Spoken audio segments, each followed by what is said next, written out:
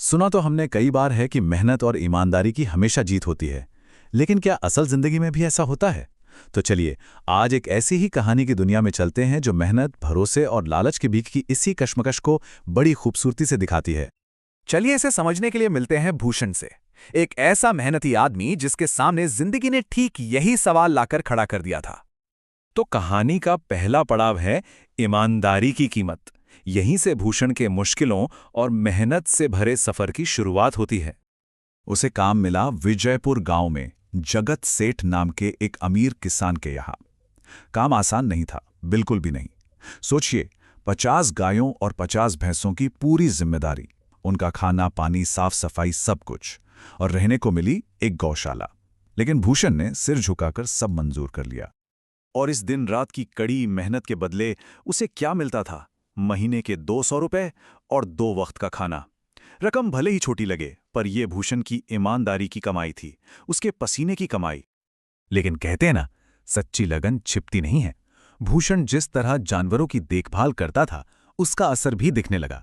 दूध की क्वालिटी पहले से कहीं बेहतर हो गई थी, और ये बात उसके मालिक जगत सेठ की नजरों से छिपी नहीं। जगत सेठ ने उसकी मेहनत को पहचाना और जानते हैं क्या किया? उन्होंने इनाम के तौर पर भूषण का वेतन सीधा दोगुना कर दिया।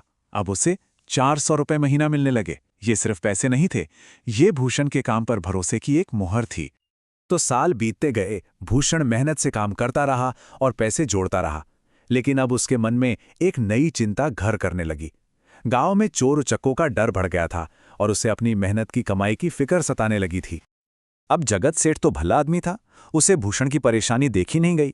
उसने एक सलाह दी कि गांव का जो जमींदार है वो बड़ा ईमानदार और नेक इंसान है, तुम अपने पैसे उसके पास अमानत के तौर पे रख सकते हो।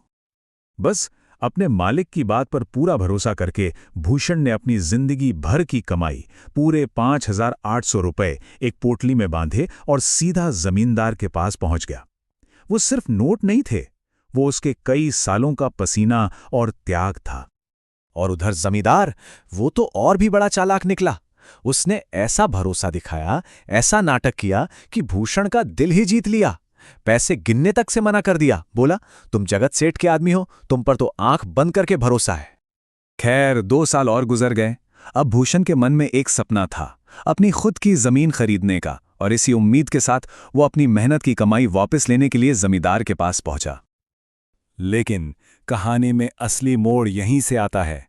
जब भूषण ने अपने पैसे वापस मांगे तो जमींदार का वो भरोसे वाला चेहरा मानो गायब ही हो गया।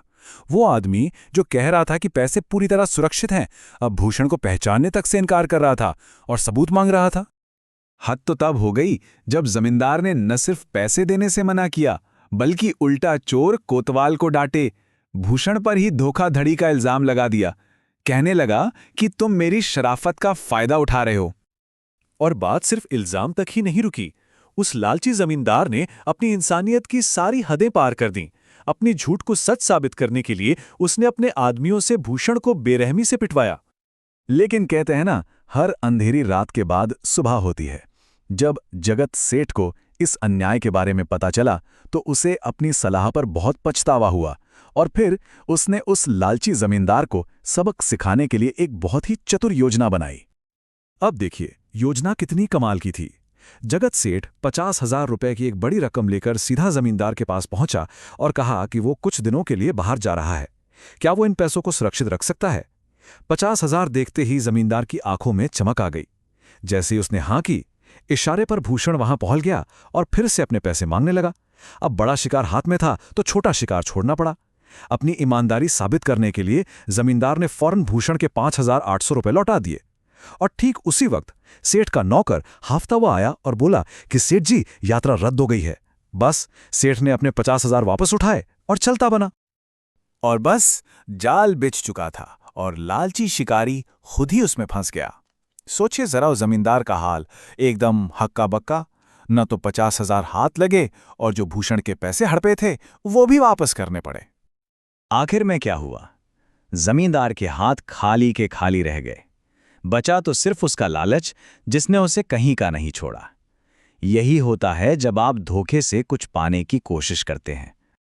और तब जगत सेठ ने भूषण को जो बात कही वो इस पूरी कहानी का सार है।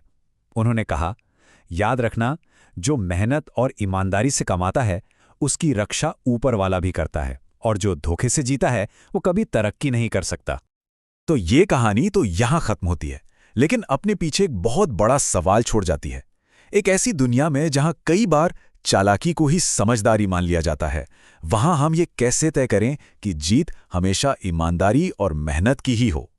सोचिएगा जरूर।